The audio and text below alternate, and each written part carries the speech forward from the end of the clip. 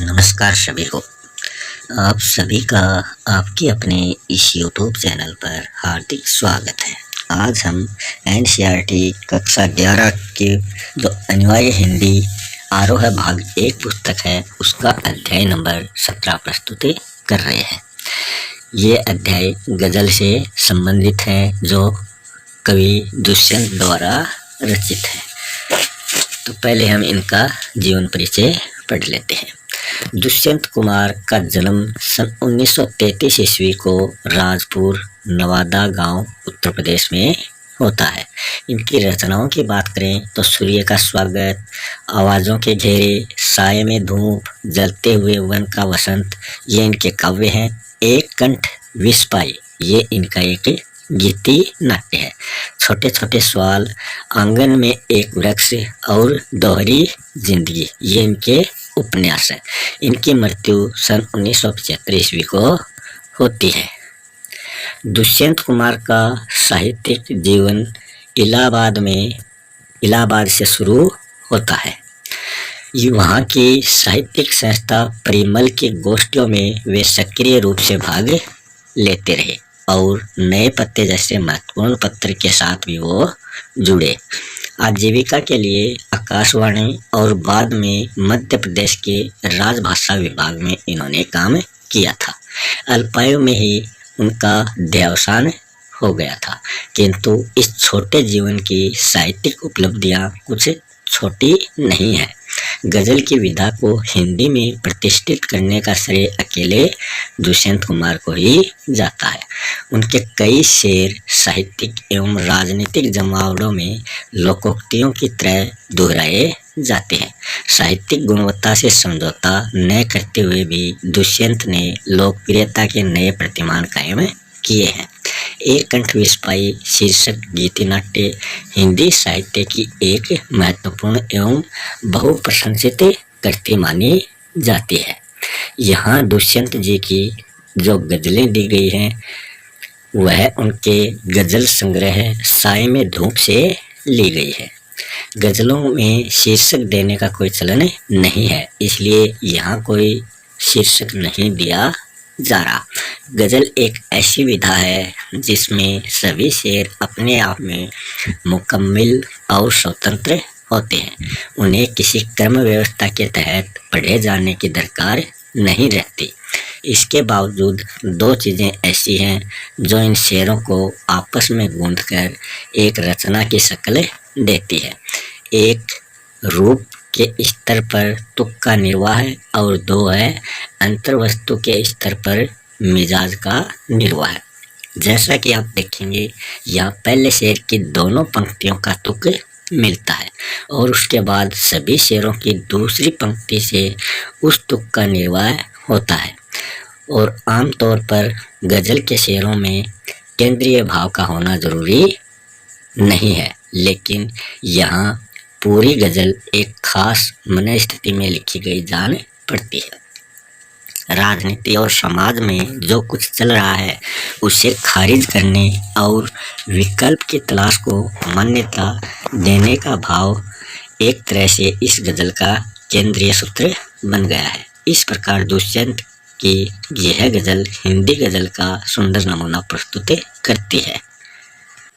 इनके शब्दार्थों की बात करें तो मैस्मर का अर्थ होता है उपलब्ध, दरखत, पेड़, मुतमईन, इत्मीनान से या आश्वस्त, बेकरार, बेचैन, आतुर, निजाम, राजशासन, एहतियात, सावधानी, बहर, छंद, असर, प्रभाव।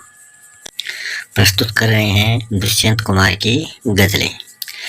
कहाँ तो तय था चिरागा हरेक घर के लिए, कहाँ चिराग मैस्मर नहीं शहर के लिए। इन पंक्तियों के माध्यम से कवि दुष्यंत कुमार जी कहते हैं कि जो सपना आज़ादी के पश्चात हमारे भारत के लिए दिखाया गया था वह तो अभी तक पूरा नहीं हुआ है।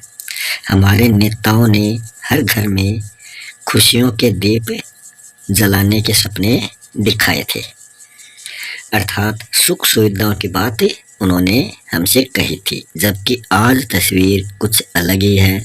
पूरा समाज अर्थात लोग इन सुख सुविधाओं से अभी तक वंचित रह गए हैं। यहाँ दरख्तों के साए में धूप लगती है, चलो यहाँ से चलें और उम्र भर के लिए यहाँ से चलें।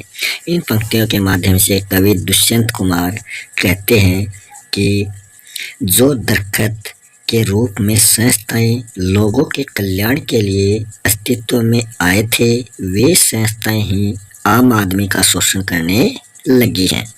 उनके कष्टों का कारण भी वो बनने लगी है। चारों तरफ आज भ्रष्टाचार का साम्राज्य स्थापित हो गया है। चारों ओर जो भ्रष्टाचार का साम्राज्य स्थापित हुआ है, उससे जनता परेशान होने लगी है। ऐसी संस्थाओं और भ्रष्ट व्यवस्थाओं से दूर जाकर अपना जीवन व्यतीत वो करना चाहते हैं तथा ऐसा करने के लिए लोगों से भी वो आह्वान कर रहे हैं। अगली गजल है, नेत हो कमीज तो पाँव से पेट ढक लेंगे, ये लोग कितने मुनासिब हैं इस सफर के लिए। इन पंक्तियों के माध्यम से कवि दुष्यंत कुमार कहना चाहते हैं कि आम आदमी एवं जो शोषित वर्ग है, वे कष्ट भरे जीवन जीने के लिए विवश हैं। अगर उनके पास जिस्म ढकने को कपड़े भी नहीं हैं, तो वो अपने पैरों को मोड़कर अपने पेट को ढके लेते हैं। अब तो उन लोगों में विरोध करने का भाव भी मर चुका है। अतः ऐसे लोग ही भ्रष्टाचारी शासकों के अनुकूल माने जाते हैं, क्योंकि उनका कोई विरोध करने वाला नहीं है।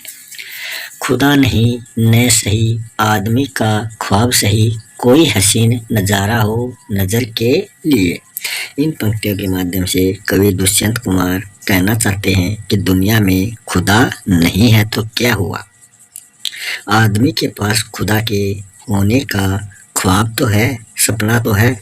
ईश्वर आम आदमी की कल्पना में तो है। इस कल्पना के जरिए उसे खूबसूरत दृश्य देखने को मिल जाते हैं। अतः तमाम कष्टों के बीच ईश्वर के प्रति सच्चे एहसास को वो समझ पाते हैं और जीवन आसानी से उनका कट जाया करता है। वे मुतमईन है कि पत्थर पिघल नहीं सकता, मैं बेकरार हूँ आवाज़ के असर के लिए, आवाज़ में असर के लिए। तो इन पंक्तियों के माध्यम से कवि दुष्यंत कुमार जी कहते हैं कि आम आदमी या शोषित वर्ग को विश्वास है कि जो भ्रष्टाचारी हैं, उनके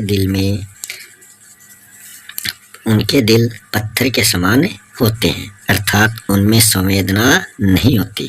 लेकिन जो इनके विपरीत हैं, कवि को इंतजार है कि वो आम आदमियों या शोषित वर्गों की आवाज़ में असर हो जाएंगे, मिल जाएंगे, अर्थात उनके दिल में क्रांति की ज्वाला भड़क उठेगी, ताकि आम आदमी संगठित होकर पत्थर दिल भ्रष्टाचारियों के खिलाफ आवाज़ बुलंद कर सके।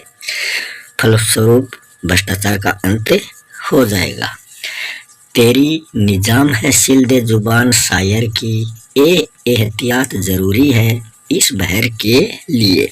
इन पंक्तियों के माध्यम से कवि दुष्यंत कुमार कहते हैं कि एक कवि या शायर जब सत्ता के विरुद्ध आम जनता को जागरूकता का पाठ पढ़ाता है, तो उससे सत्ता या सत्ताधारी को क्रांति का खतरा महसूस हो जाता है।